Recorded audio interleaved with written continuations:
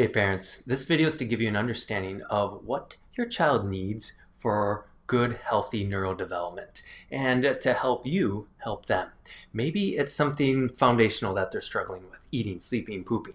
Maybe it's behavior issues, tantrums, meltdowns, immune system, sensory, ADHD, anxiety. Ultimately, I want to paint the picture of, at the very beginning, what your child's brain and nervous system need in order to help all those things go well as they're growing and developing. As a parent myself, and as someone who's been helping kids for over 15 years now, we see oftentimes these little things early on can be connected to some of the bigger things later. For example, maybe it's behavior issues and sleep. Maybe it's digestion and sensory.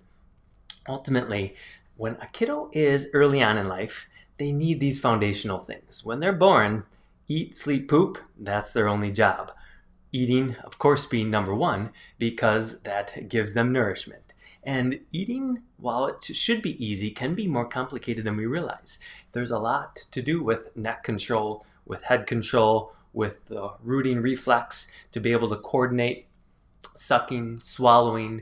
You've got the skeletal muscles here and then the smooth muscles through the food tube, the esophagus, into the stomach to get food in, keep it moving down.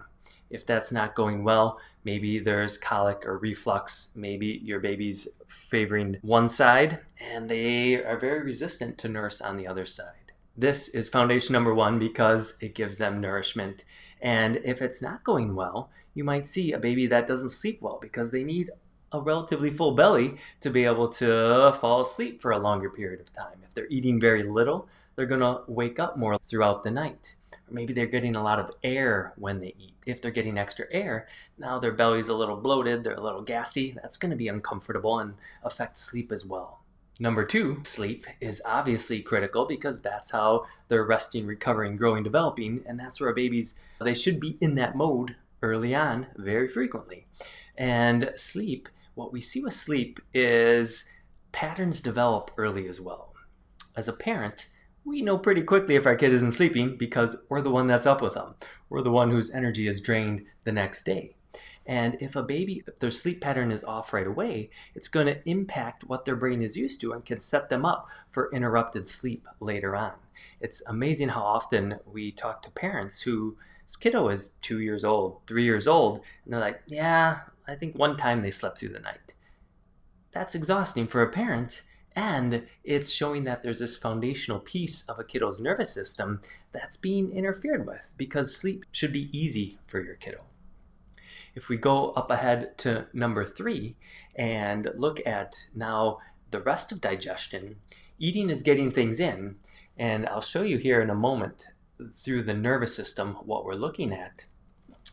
But once food's in, the body still has to move it through. So it has to come down, get digested and broken up in the stomach, absorbed in the intestine, and then move through and pooped out. That is something we call movement and motility. If it's not happening, it's coming back up. Reflux is the example there. What that's showing us is that your kiddo might struggle with that basic movement down and out. So yes, it might show up as constipation later on or as an infant. Also though, what else needs to move through your child's body is when there's an immune system situation. So if there's a virus, a bacteria, if there's a bug your kiddo's body is working on, if it's not moving through, what we see then is a kiddo that gets very congested up top. They get chronic ear infections or they get cold after cold. And they get a cold that just sits and it doesn't move and drain down and out. There's something we call a poor plumber.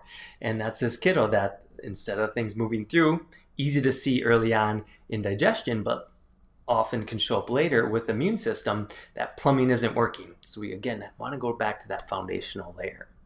From 0 to 4 months, yes, your kiddo is moving, they're absorbing new sensory input, they're looking for sights and sounds, but really it's that autonomic, that automatic part of their nervous system, the core piece that's trying to get online.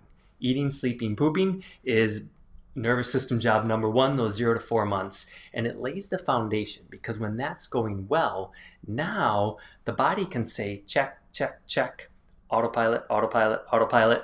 It's happening automatically. Now it can shift the resources to the next layers of development, whether that's rolling, sitting, crawling, walking, the movements, whether it's starting to get online, digestion for solid foods, and introducing new things.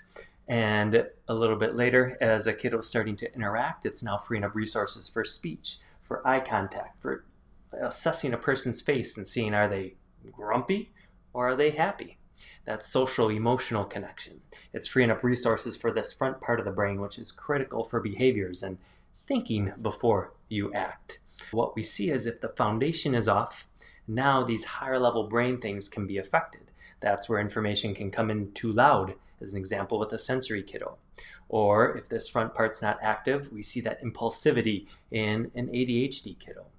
If their brain is feeling this stress because the foundation isn't there, now we see those behavior issues, meltdowns and tantrums. The nervous system, as I said, we've got these foundational steps, and ultimately we're looking at the top of the neck is really this controller, the foundational piece for the central nervous system. That's the most common area we see affected early on because of labor and delivery that might have been challenging. Even babies with relatively smooth delivery, it's a lot of pressure on their head, and that can affect this area. That's where this vagus nerve comes from, which is the calming, grounding, putting the baby into that healing mode, that sleeping mode. It also activates digestion, and later on it's going to activate the social and emotional skills. We've got this middle part of the spine, chops the food up. This a little bit lower down than where the ribs end is absorbing, getting in what your body needs and moving through what it doesn't.